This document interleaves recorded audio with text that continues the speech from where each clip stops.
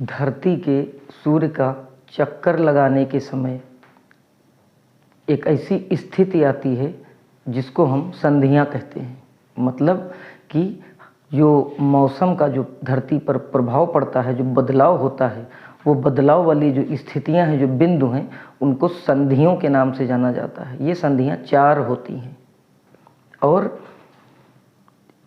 इन 4 संधियों में एक प्रकार की जो संधि है वह मार्च और सितंबर में आती है।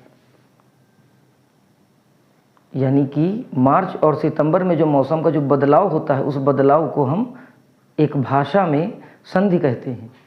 और ये जो मार्च और सितंबर का जो बदलाव माना गया है, यह बदलाव रोगाणु आक्रमण यानी वायरस अटैक से संबंधित माना जाता है। मतलब कि यह जो टाइम ऑफ पीरियड है, इस टाइम ऑफ पीरियड में रोगाणु टाइप के जो अटैक होते हैं, जो वायरस से रिलेटेड अटैक होते हैं, यह बढ़ जाते हैं और शरीर को इनसे सुरक्षा की आवश्यकता होती है। अब समझते हैं कि क्या आवश्यकता है।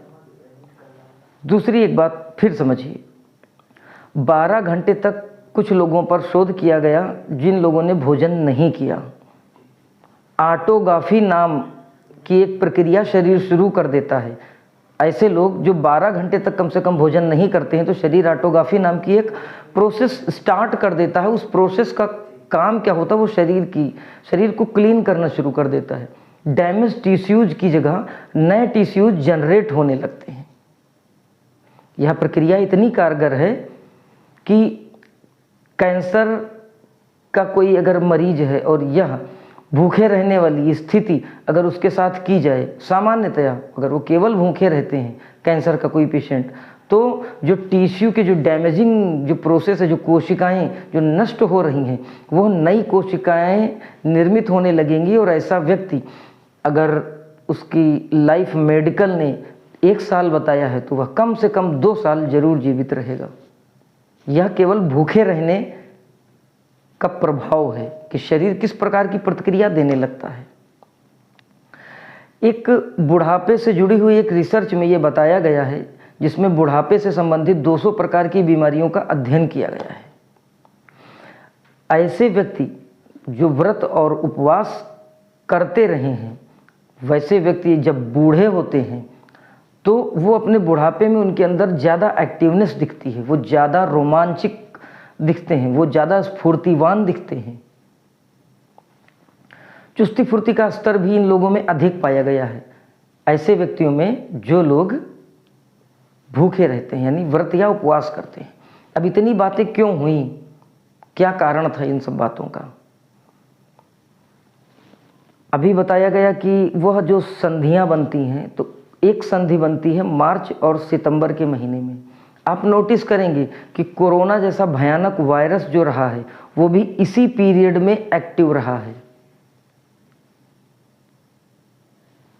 आश्चर्य करने वाली बात है। लेकिन यह जो व्यवस्था बताई गई शास्त्रों के माध्यम से, वह इन्हीं सब वायरस जनित समस्याओं से, रोगाणु से संबंधित समस्याओं से बचने के लिए व्यवस्थाएं ये इसी समय में बनाई गई।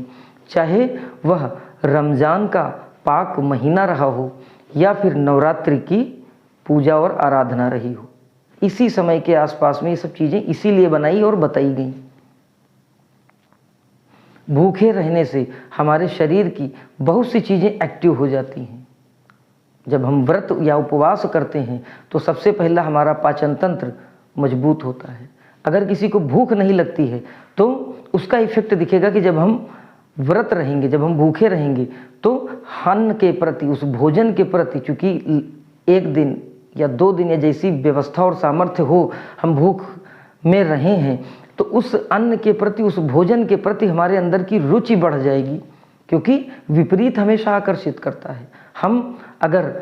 हमारा मन अगर इस बात को मान ले कि भोजन नहीं मिलेगा, तो भोजन के प्रति आपका मन रुचि को बढ़ा देगा। तो व्रत और उपवास की व्यवस्थाएं कितनी वैज्ञानिक हैं, इन तथ्यों से आपने जाना।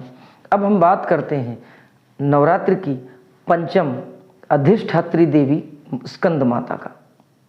कोई भी ऐसे व्यक्ति जिनको अपनी संतान से कष्ट है, वो भी किस प्रकार का कष्ट है, संतान उनको छोड़कर चली गई है, उनको उनकी दुर्दशा, उनको उनकी दुर्गति करके संतान चढ़ी गई है, उसका कोई मोह नहीं रहा है।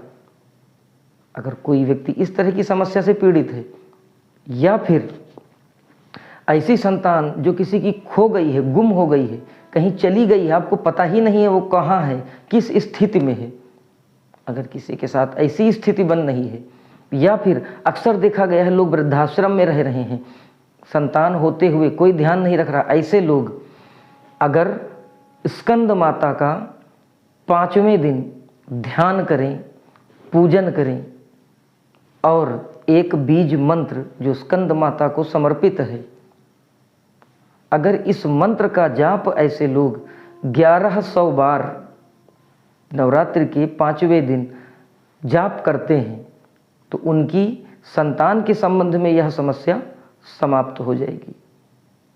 मंत्र ध्यान से सुनिए। ह्रीं क्लीं स्वामिन्यै नमः। ह्रीं क्लीं स्वामिन्यै नमः।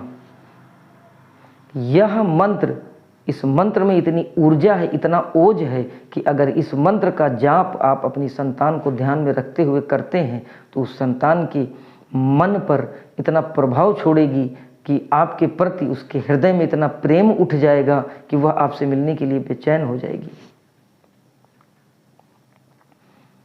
चक्रों की अगर बात करते हैं तो गले का जो चक्र होता है, विशुद्धि चक्र, उसकी भी अधिष्ठात्री देवी हैं। अगर किसी व्यक्ति को बोलने में कोई सामान्य समस्या है, कोई विशेष समस्या नहीं है, मतलब कि गले में कोई ऐसी विकृति नहीं है कि किसी अंग से संबंधित जो कि अंग विकसित ना हो या फिर वह अंग ही ना हो, तो ऐसी स्थिति में पदार्थ जगत की सीमाएं हैं तो मंत्र उस स्तर पर प्रभावी नहीं होंगे।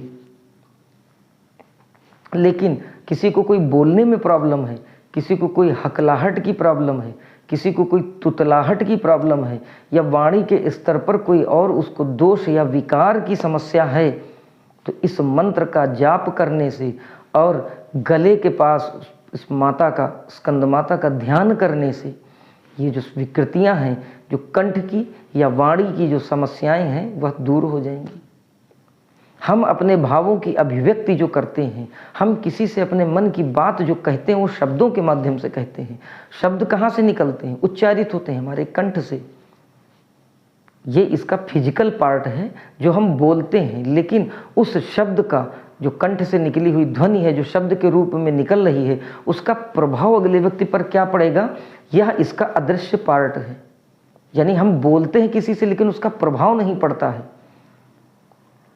आप देखते होंगे कि कुछ लोग ऐसे गजब के वक्ता होते हैं, उनके शब्दों में ऐसी चमत्कारिक, ऐसी जादुई ताकत आ जाती है कि लोग सुनते हैं और मंत्रमुग्ध हो जाते हैं। आप उसी स्पीच को, आप उसी व्याख्यान को लिख लीजिए और उसके बाद आप बोलना शुरू करिए, तो देखिएगा हो सकता है कि किसी के द्वारा उसी बात को लिख कर किसी और व्यक्ति के द्वारा बोली जाए तो वो उतना प्रभाव न छोड़ पाए। इसका मतलब कि जो प्रभाव है, जो उसका महत्व है, वह केवल शब्दों तक सीमित नहीं है। आपके कंठ के माध्यम से वह जो ऊर्जा निकलती है, वह जो भाव उस शब्द के साथ जुड़ जाते हैं, वह ज़्यादा प्रभावशाली होते हैं। तो अगर किसी के साथ इस तरीके की समस्याएं हैं जिसमें यह लगता है कि हम बोलते हैं लेकिन प्रभाव नहीं छोड़ पाते हैं, या किसी का कार्यक्षेत्र ऐसा रहा जिसमें हम किसी को समझा कर अपनी जीविकोपार्जन करें, हम किसी को कंसल्ट करें, हम किसी से कम्युनिकेट करें और उसके बाद हमारी रोजी रोटी चल सकती हो, ऐसे लोगों के लिए यह मंत्र बहुत ही ज़्यादा प्रभावशाली है। संतान के संबंध में जिस प्रकार की समस्याएं बताई गई, अगर इस तरीके की समस्या से ग्रसित है कोई व्यक्ति, तो इस चक्र पर माता स्कंद माता का ध्यान करते हुए इस मंत्र को 1100 बार पहले दिन जाप करें। हो सके तो नवरात्रि के 5वें दिन जाप करें, तो बहुत अच्छे और शीघ्रगामी फल मिलेंगे। फिर भी अगर मान लीजिए कि यह वीडियो कोई व्यक्ति ऐसे समय देख रहा है जब नवरात्रि का 5वां दिन नहीं है, तो वो जब भी देखता है 1100 बार मंत्र का जाप पहले दिन करे और उसके बाद कम से कम अगर 1 माला रोजाना जाप करता है तो निश्चित प्रभाव दिखेंगे, आपकी समस्या का समाधान निश्चित हो जाएगा। मंत्रों का चमत्कार मंत्रों की शक्ति को आजमाने का इससे सुंदर और आसान तरीका नहीं मिलेगा। आप प्रयास करिए, जाप करिए, उसके बाद रिजल्ट देखिए। यह अंधविश्वास नहीं है, कोई प्रपंच नहीं है, इन सब चीज़ों का एक वैज्ञानिक तारतम्य है, एक प्रॉपर लॉजिक है। हाँ, यह थोड़ा सा पराविज्ञान है, इसलिए इसको समझने के लिए थोड़ा सा और गहन ध्यान की और गहन ज्ञान की आवश्यकता है।